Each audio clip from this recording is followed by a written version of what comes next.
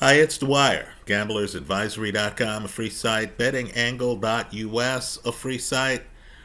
Remember, the opinion you should follow should be your own.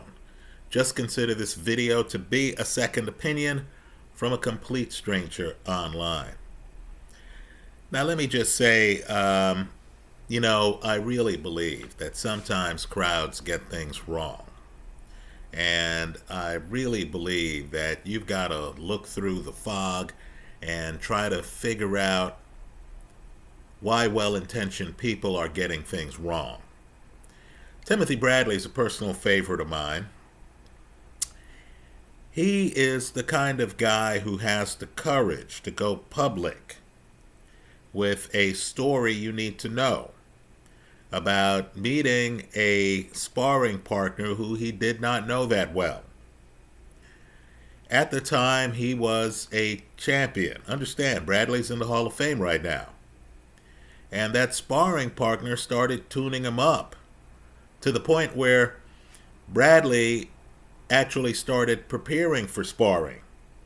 Bradley was so intrigued that this guy who he did not know that well was actually better than him in the ring, while he was the one wearing the belt. So Bradley talks about how he showed up different days, he was ready, this day was going to be different than the day before, and how this sparring partner who showed up by himself, he did not show up as some people do with hangers-on or a trainer or what have you. He showed up by himself to spar with the champion. And of course, that sparring partner turned out to be Terence Crawford. Understand the backstory on Crawford. Mikey Garcia was in the ring with him. Mikey Garcia was so impressed by Terence Crawford that Mikey Garcia started talking him up to promoters. In other words, Crawford is the kind of guy who impresses very highly regarded fighters in the sport. So the other day, according to Seconds Out, Timothy Bradley was asleep at night, and for some reason he kept thinking about this fight. Right? Sometimes life's like that. So he got out of bed, he started looking at films. He was looking at Crawford, he was looking at Canelo, and he reached the conclusion that Terence Crawford's going to beat Canelo. Right? Let me just say, I used to think that. Then I saw the fight against Madrimov at 154, which is 14 pounds below 168. I also saw some Canelo fights where Canelo is carrying Jaime Munguia. Now, I know Munguia got caught the other day. Munguia got stopped the other day in his backyard by a guy with less than 10 KOs. Okay, we understand that. But I saw Canelo, I saw the mastery in the pocket. I also read the Floyd Mayweather interview where Mayweather, of course, didn't think much of Canelo. Right? Claims he was past his prime, but yet he easily handled Canelo. I understand Canelo has his critics. But what I want people to do is to just consider the fact that we can sit down and look at film. Mikey Garcia today considers Crawford to be a more skilled fighter than Canelo. But just understand, the weight problem will always be in the room, right? You have a problem looking at film. You can look at a film, Crawford against Avanesian, where he decides to take out Avanesian's body, right? I believe I have a clip of that on gamblersadvisory.com, right? It's great stuff. But just understand, those highlights were at 147. Right? It's a different world when you're fighting a guy at 168. And I say that as someone who believes fighters should jump up in weight from time to time, right? I believe Shakur Stevenson should be fighting at 140. right? Anytime I hear about an older guy having problems losing weight, right? John Beck at 160 right now, it concerns me. Right? There's going to be the fight where the guy who's losing too much weight comes out and is flat. Right? You know, sometimes a guy can gain weight. Bernard Hopkins, from middleweight to light heavy. Sometimes a guy gains weight and suddenly has more of everything. Right? More power, better reflexes, better stamina. Hopkins looked revived at 175. He didn't even have to give away the first 2 rounds, which he was doing at 160. So let's just talk a little bit about this Canelo Crawford fight, because some people who are technicians, Shakur Stevenson, Timothy Bradley was a technician, right? Some really technical types feel that Crawford has a real shot.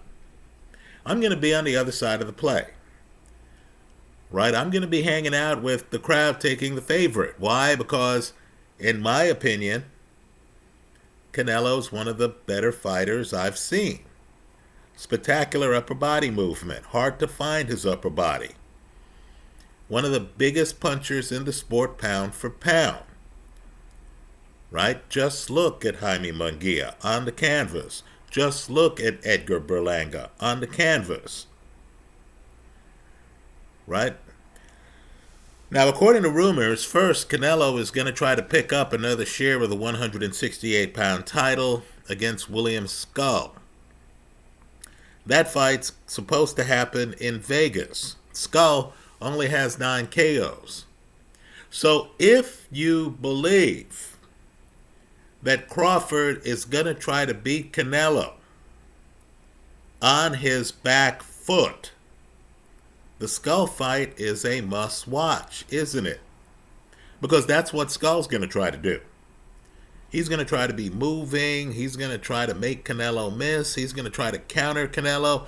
He's not in there to try to knock out Canelo, who, let's be clear here, has never been knocked out. Right? Has Canelo even been knocked down? Now, if Canelo beats Skull, and I'm assuming he will, because Canelo knows how to be front foot heavy. There's a fight in Canelo's past. The other fighter was game. Liam Smith. He was game. Canelo decides he's going to take out Smith's body. In the comment section of this YouTube video, I want people to explain to all of us, myself included, why Canelo can't fight like that against Terence Crawford. Right? The fact that Crawford comes out lefty or righty doesn't really matter if Canelo decides to smother him. Understand, too, I think Canelo's left hook is one of the best punches in boxing, but Canelo has a hellacious overhand right. In other words, Canelo has a couple of A-level punches. He has a hellacious overhand right. Even if Crawford were to deny Canelo the left hook, which is hard to do, Canelo has a right hand Crawford would have to deal with. I'm here mentioning the Liam Smith fight. Everyone watching this video knows I could be mentioning the Jermell Charlo fight. Right? Wasn't Charlo being chased the whole fight? Charlo, ambush fighter. Why couldn't Charlo hide? Why couldn't Charlo move away from Canelo, then do an ambush? Isn't his style a style that would give Canelo more problems than a Crawford style, where Crawford, granted, is a different guy every fight? Right? But you understand, Crawford's going to try to mix it up a little bit with you. Well, interestingly enough, the rumor is, and we're in the world of rumors, that Crawford is not insisting on a rehydration clause. for his fight with Canelo, which is supposed to take place next September. Now that's a smart move by Crawford, because Crawford wants Canelo to be as fat and as slow as possible. Right? A heavy Canelo might mean a less mobile Canelo. Right? Since Crawford plans to win this fight from the outside in, that might allow Crawford more of an opportunity to be outside, to stick and move. Right? Didn't he win the Madrimov fight on jabs? Well, let me just go through boxing history, because we've seen this fight before. Right? Best case for Crawford is Ray Robinson against Joey Maxim. Right? Robinson goes up to light heavy right before his first retirement. Robinson is a lot like Michael Jordan. Right? The prime Robinson is the Robinson before his first retirement. Right? If you want to think about Robinson and make the argument that he's the best fighter in history, and you want to find the moment in his career where he was great, right? For Tyson, it's early. For Tyson, it's Tyson Marvis Frazier. Right? I would argue for Robinson, it's when he leaves the sport the first time. He's beating Joey Maxim. Maxim, very good fighter. Very good fighter. But Robinson's too fast. He's too mobile. I believe that's what Terence Crawford is hoping here. That he's going to move around the ring too well for Canelo. Crawford knows how to counter. Right? He might get off a few shots every round, then he's going to be moving around. Look at Crawford against Victor Postal. I believe that's the model. That's the Terence Crawford who's going to show up for this fight. Right? Crawford's going to be throwing angles out. Look at Crawford, Amir Khan. That's another fight. Right? Where Crawford's off at angles. He's keeping the other guy twisting and turning. He's moving. Right? Freddie Roach, in comments after the Victor Postal fight, praised Crawford. He understood as he was watching Postal have a problem with Crawford, how crafty Crawford is. No one's doubting that. But let me just point out a few other fights. Right? By the way, another fight that's kind of like, believe it or not, the Ray Robinson, Joey Maxim fight is the Bernard Hopkins, Antonio Tarver fight. Right? Hopkins, who knows how to stay in the pocket, is moving in that fight. Tactically, that's a brilliant fight. Hopkins, who had one foot in retirement. Before that fight, Hopkins was talking about, yeah, I just want to do this, and then I want to try to retire. Understand, for a historian type like Hopkins, he knows about Ray Robinson fighting Joey Maxim and then losing that fight on heat exhaustion. So, of course, being a former middleweight champion, Bernard, before he left, said, okay, let me fight the light heavyweight champion. And he was too agile for Tarver, who, of course, got his title by beating Roy Jones. Now let's talk about some other fights. Right? Ali, Liston. Right? Liston, slugger, highly skilled in the pocket, one of the best I've seen in the pocket. You could draw an analogy between Liston and Canelo. Right? But Ali, outside. Right? Float like a butterfly, sting like a bee. Ali's outside. Liston can't find him. What I want people to do, though, is to look at the rematch. The one Jersey Joe Walcott blew. Walcott, of course, was the celebrity ref in that fight. Right? Just understand that Liston is in Ali's face, isn't he? Where does the phantom punch take place? In that fight from Lewiston, Maine. Isn't Ali up around the ropes? Isn't Liston actually fast-footed for the rematch? Now understand what happened, right? Liston aggressive, jumps at Ali. Ali gets off the perfect punch. We can debate it. Liston goes down. Believe it or not, Jersey Joe Walcott loses the count. Infamous moment in boxing history. Liston actually gets off the canvas. The fight actually continues. Nat Fleischer, editor of Ring magazine, then walks over to the ring to tell Walcott, who of course was a former heavyweight champion, he tells Walcott that Liston did not beat the count. Right? That's how the fight gets called. A guy from the crowd walking over to the referee after the ref had allowed the guys to continue fighting, telling the ref that Liston did not beat the count.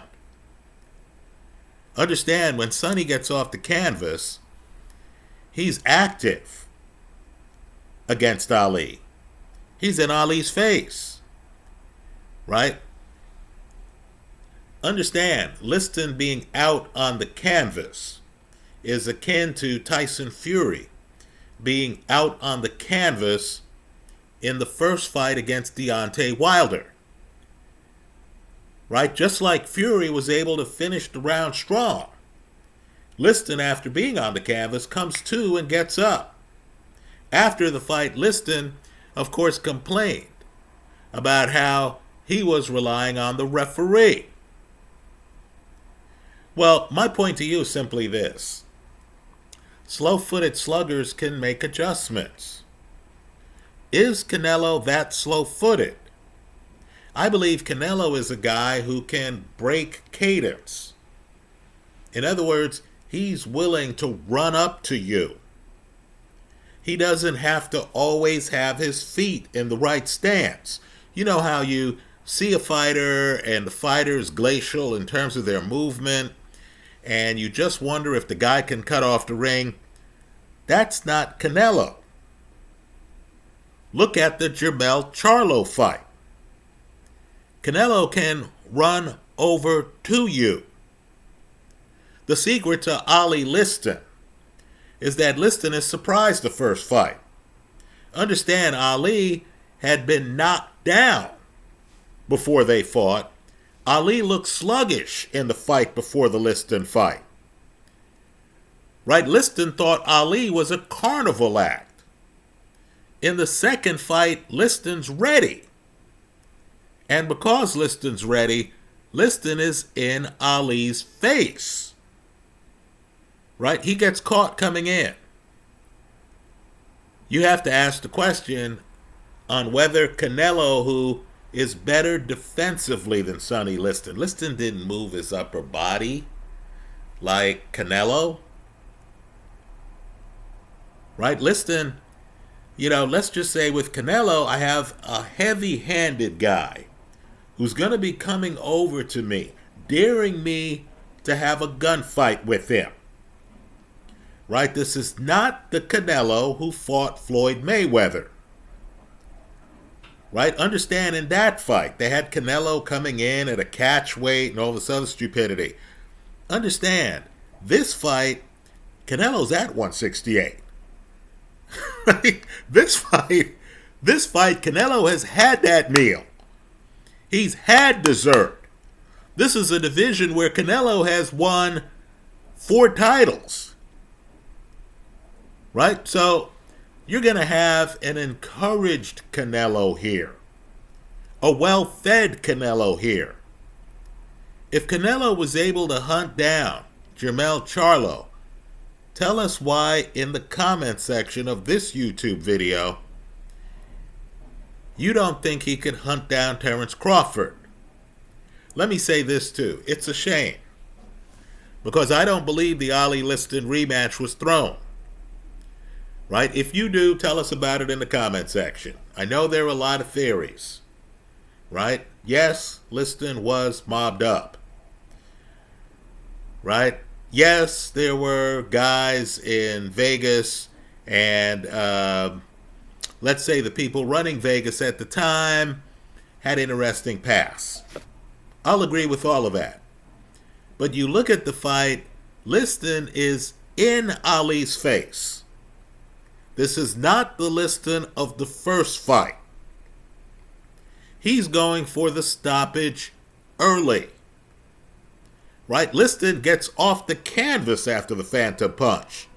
Starts fighting Ali again. Right? Think about it. We got robbed by the fact that Walcott blows the count. Who knows whether with a legitimate count, Liston could have gotten up at 8 or 9. Didn't we allow Tyson Fury to do that against Wilder? Let me also say this too. Let's name another fight. Billy Conn against Joe Louis. Right? These are Mount Rushmore fights. Right? Understand, Louis, slow mover. Billy Conn is dominating Joe Louis. Right? Conn, of course, the light heavyweight champion. Right? Pennsylvania was about to get the belt. Then Louis caught up with him. Folks, now I know we can talk about the guys going to war. We can talk about Billy Conn gaining weight for the rematch. Isn't Crawford going to be gaining weight to get to 168? Are you sure that's not going to slow him down? Right? Crawford came up to 154. Well, just to understand, in the rematch, Joe Louis was ready. Right? Billy Conn doesn't have the great performance. Billy Conn gets stopped.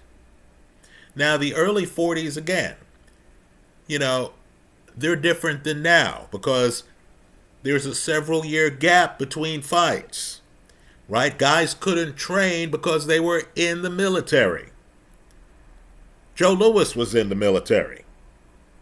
Right? Billy Conn was in the military. I'll agree, things are a little bit different then. But notice the trend.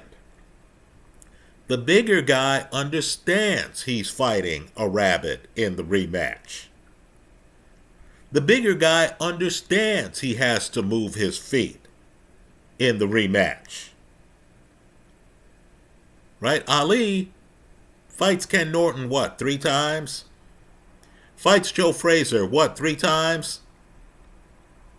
How many times does Ali fight George Foreman?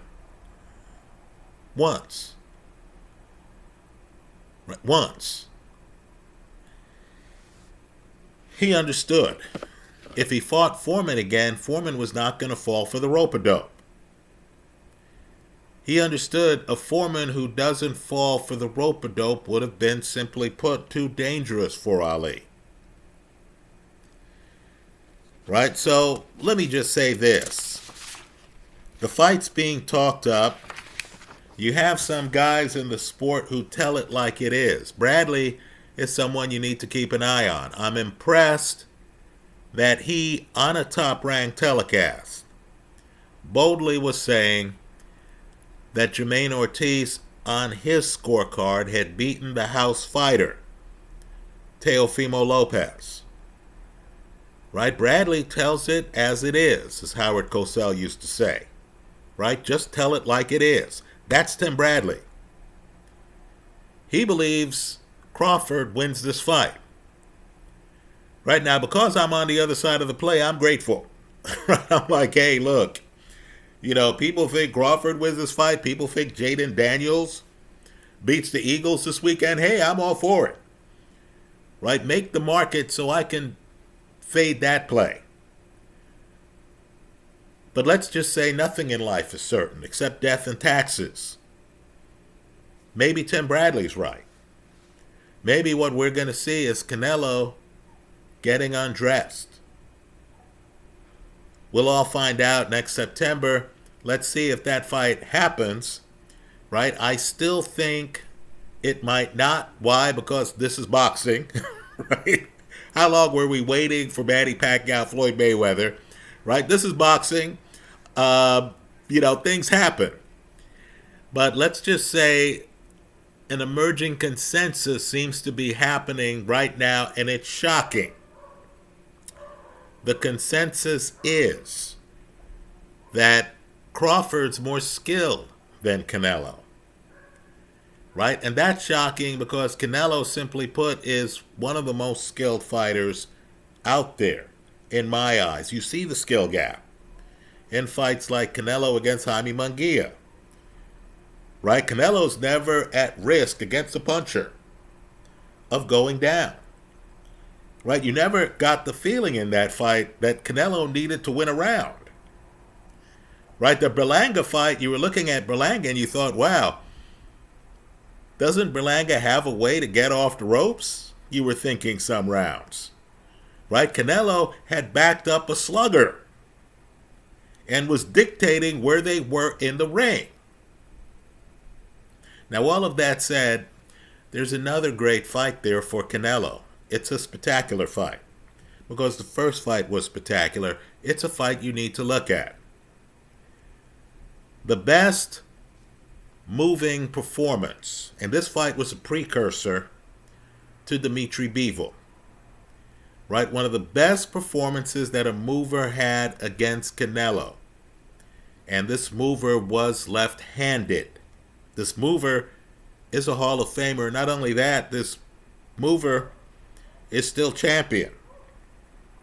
Was Erislandy Lara's fight against Canelo. Now, the problem Lara has is the same problem another southpaw, Pernell Whitaker, had against Oscar De La Hoya, an inverted southpaw. I think the whole thing through. In boxing, they're deceiving you every step of the way. Right? Whitaker threw a masterpiece at De La Hoya. Oscar, to his credit, quietly calls Whitaker the best defensive fighter he's faced. Right? Just understand the question in both the Whitaker-De La Hoya fight and the Erislandy Lara Canelo fight is whether the southpaw threw enough punches. Right? The problem with Lara is he doesn't stick around the pocket enough to earn that win. We can debate it. Right? I know 40% of the people are going to hop in here and say, Lara won that fight. Okay, I hear you. I have no doubt that Crawford, who is a technician, knows that fight and has studied that tape. Let me close with this. I've been here online and I've been calling David Benavidez a savant. Right? You look at Benavidez fights and you know out the gate that he has studied an opponent. Right? It's the first round and he already has David Lemieux's left hook blocked. Right? Also, even though Benavidez is known as a slugger and stuff like that, you notice that this is the guy who has the defensive skills. In other words, he's kind of like George Foreman, where you know Foreman as a devastating slugger. Right? You always think of Foreman as the guy who's just coming in and battering you. But then you notice Foreman is an elite when it comes to leaning on you inside. You notice that if you open up with Foreman, he has that Archie Moore defense where you can't land any shots. Right? You listen to Foreman in interviews and you realize, okay, this is the card player. So understand, Diego Pacheco and David Benavidez are friends. Right? They prepare for fights together. There's a recent interview where Diego Pacheco, who's a young guy figuring it out, right, talks about how Benavidez tapes everything. Right, folks? Don't buy the image. I know Benavidez is sneering in, press conferences and saying hard things to opponents. And, you see him right before a fight in the first round when they come together and the ref's there and Benavidez is looking tough and stuff like that. Understand, the real Benavidez tapes everything. is making adjustments, is a technician on a level where you understand that he is completely prepared. Right? The Diego Pacheco interview gives it away. I have no doubt Benavidez afterwards probably is saying to Pacheco, "Hey player, keep my keep my life private. You know, we're boys and all, but don't give away my trade secrets." Right? I think Benavidez beats Morrell. We'll find out in a few days. Just thought I'd throw that in there at the end of this video on Canelo and Crawford, two obvious first ballot Hall of Famers. Those are my thoughts. Let me hear yours in the comment section of this YouTube video. Don't even limit it to these fighters, right? If you have thoughts on Erislandy Lara's fight against Canelo, right? Canelo has had some close call fights. That's one of them, right? I personally could not understand the scoring in the Austin Trout-Canelo fight, right? Food for thought. Just keep in mind that the Crawford-Canelo fight is happening in Vegas, right? Were it happening in Nebraska, things might be a little bit different. It's happening in Vegas, where Canelo is king, right? Just recognize that. Let me know your thoughts if you feel I've misdiagnosed Ali Liston. If you feel the Ali Liston rematch was thrown and you have information you want to share while being mindful of defamation laws, feel free to do so in the comment section of this YouTube video. Thanks for stopping by.